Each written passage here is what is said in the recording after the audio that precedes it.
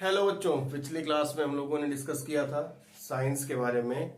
Science होता क्या है, what is the definition of science and division of the science.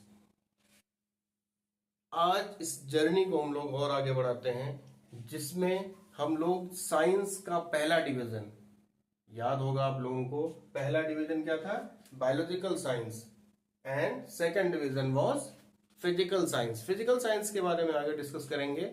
Today we will discuss about the biological science. Biological science means biology. Biology is also called as life science, इसको life science भी कहते हैं। अब life science है या फिर जो है बायो साइंसेज है, बायोलॉजी है, इसका क्या मतलब होता है, why biology is called as life science. अभी आपको बिल्कुल क्लियर हो जाएगा। जैसे यहां पर आपको दिख रहा है कि biology is derived from the two word BIOS and logos. Last video में हम लोगों ने डिस्कस किया था कि मोस्टली जो साइंस के वर्ड हैं वो लैटिन और ग्रीक लैंग्वेजेस से लिए गए हैं। उसी तरह से अब बायोलॉजी भी दो वर्ड्स का कॉम्बिनेशन है, बायोस एंड लॉजी। तो bio word derive from the BIOS, Greek के वर्ड बायोस से बना बायो, विच मीन्स लाइफ। उसका क्या मतलब होता है, लाइफ। अब देखो यहां पर हम लोगों को पता चल गया कि लाइफ के लिए बायो, और दूसरा वर्ड क्या है, logy. Logy is derive from the logos. Logy किससे डिराइव हुआ, लॉगस से। Logos means study. कई सारे सब्जेक्ट में आपने पढ़ा होगा लॉजी लगा है लास्ट में, साइकोलॉजी, सोशियोलॉजी, बायोलॉजी। तो लॉजी वर्ड जहां पर आ जाए उसका मतलब होता है स्टडी। तो बायोलॉजी क्या हो गया, स्टडी ऑफ लाइफ। तो बायोलॉजी अगर हुआ, टर्म्स की मीनिंग देखो, बायो में क्या है या साइंस में अगर हम लोगों को टर्म्स क्लियर हो जाएं, तो टर्म्स के क्लियर होते ही आधी प्रॉब्लम सॉर्ट आउट हो जाती है। उसको हम लोग आसानी से डिफाइन कर सकते हैं। अगर कोई आपसे पूछे कि what is the definition of biology, तो जैसे ही आपको इस बायोलॉजी का मतलब पता चला तो you can easily define biology. तो बायोलॉजी है क्या, biology is the branch of science. किसकी ब्रांच है, साइंस की, which deals with the study of life. Biology क्या है, डिवीजन ऑफ साइंस और branch of science which deals with the study of life. तो बायोलॉजी क्या है, एक ऐसी साइंस की ब्रांच जिसमें हम लोग लाइफ की स्टडी करते हैं। इट मींस लिविंग ऑर्गेनिज्म की स्टडी की जाती है। तो उस ब्रांच को कहते हैं बायोलॉजी। अब बायोलॉजी अगर सब्जेक्ट है तो बायोलॉजी के बारे में जो है बहुत सारी स्टडीज हुई, क्योंकि लाइफ की स्टडी कर रहे हैं। तो जैसे जैसे जो है ब्रेन का डेवलपमेंट होता गया, अभी हम लोग पढ़ेंगे कि स्मॉलेस्ट माइक्रो ऑर्गेनिज्म से कैसे ह्यूमन बीइंग तक इवोल्यूशन हुआ, चेंजेस होते गए और ह्यूमन बीइंग बना। तो जैसे जैसे इवोल्यूशन होता गया तो लोगों के दिमाग में क्यूरियोसिटी आई लाइफ के बारे में जानने की। तो बहुत सारे जो है साइंटिस्ट लाइफ के बारे में उन्होंने जाना। लेकिन लाइफ के बारे में एरिस्टोटल ने सबसे पहले, यानी बायोलॉजी के बारे में अगर सबसे पहले कोई ऑथेंटिक बात करने वाले साइंटिस्ट थे तो वो थे एरिस्टोटल। तो अब हम लोग समझते हैं कि बायोलॉजी है क्या। तो बायोलॉजी अगर हम लोग बात करें इस टर्म बायोलॉजी की, तो टर्म बायोलॉजी देने वाले साइंटिस्ट थे लैमार्क एंड ट्रेवरेनस। किसने दिया था, लैमार्क एंड ट्रेवरेनस। तो जीन बैप्टिस्ट डी लैमार्क। और अब देखो नाम इनका जो है, टिपिकल बायोलॉजी में आपको नाम जो है ऐसे ऐसे मिलेंगे कि बिल्कुल चुने हुए नाम, जीन बैप्टिस्ट डी लैमार्क, या फिर अब इनको सिंपली हम लोग लैमार्क याद रख सकते हैं कि लैमार्क और ट्रेवरेनस ने टर्म बायोलॉजी दिया था। जो बायोलॉजी टर्म है, जो शब्द बायोलॉजी है, उसको दिया था लैमार्क और ट्रेवरेनस ने इन 1802। कब दिया था, 1802 में लैमार्क और ट्रेवरेनस ने टर्म बायोलॉजी दिया था। अब बायोलॉजी को अगर हम लोग देखें तो बायोलॉजी को सबसे पहले बताने वाले बायोलॉजी को बताने वाले साइंटिस्ट थे एरिस्टोटल। इनसे पहले भी बहुत सारे लोगों ने बायोलॉजी को डिफाइन करने की, बायोलॉजी के बारे में या लिविंग ऑर्गेनिज्म के बारे में बताने की कोशिश की थी कि लाइफ का एग्जिस्टेंस क्या है, लाइफ होती क्या है। लेकिन ऑथेंटिक जो डेफिनेशन थी या फिर इसके बारे में जो सही तरीके से बताने वाले थे वो थे एरिस्टोटल। इन्होंने बहुत सारे सब्जेक्ट की शुरुआत की।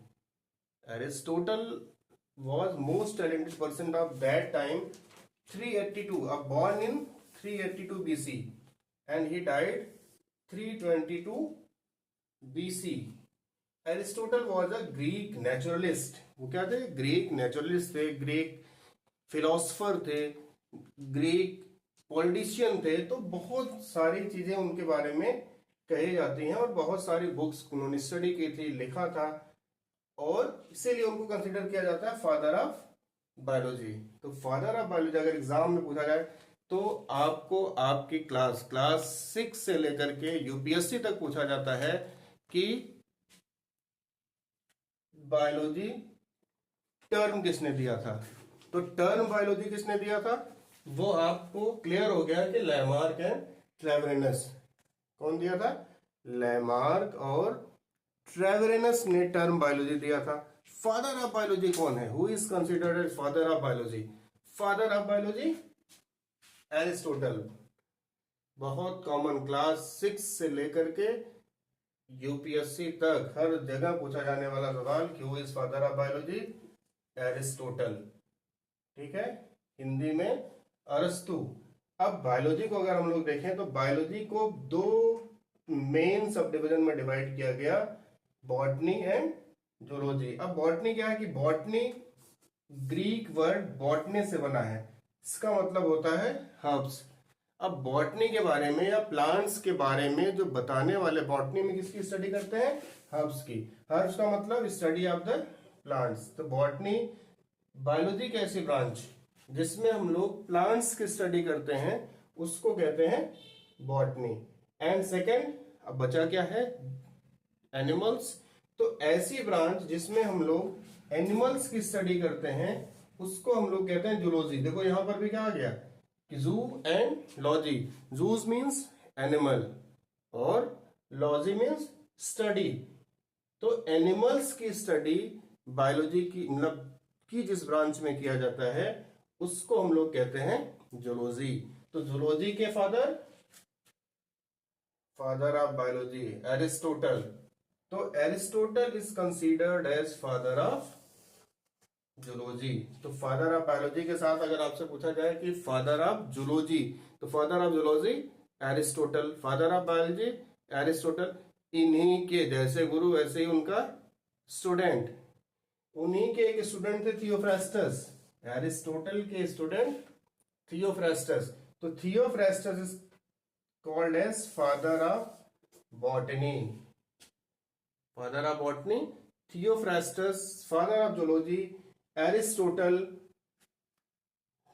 तो आई थिंक ये क्लियर हो गया होगा कि बायोलॉजी टर्म किसने दिया था, बायोलॉजी की डेफिनेशन क्या है, what is the definition of biology, और बायोलॉजी की जो दो सब ब्रांचेज हैं। आज के टाइम पर लाइफ साइंस की बहुत सारी सब ब्रांचेज हैं, एक एक करके हम लोग अभी आगे इसके बारे में देखेंगे कि माइक्रोबायोलॉजी, बायोटेक्नोलॉजी, अब इस समय मॉलिक्यूलर बायोलॉजी। तो बायोलॉजी की बहुत सारी सब, अप्लाइड जूलॉजी, अप्लाइड बॉटनी, क्या है ये सब मतलब ब्रांचेस, इनके बारे में बहुत सारे लोग सुन भी रखा होगा आप लोगों ने।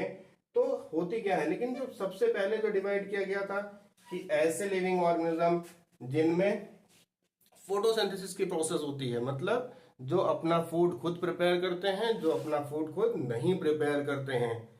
तो उस दो कैटेगरी में डिवाइड किया गया। जो अपना फूड खुद प्रिपेयर करते हैं उनको बॉटनी में स्टडी किया जाएगा, जो फूड प्रिपेयर नहीं करते हैं उनको जूलॉजी में स्टडी किया गया।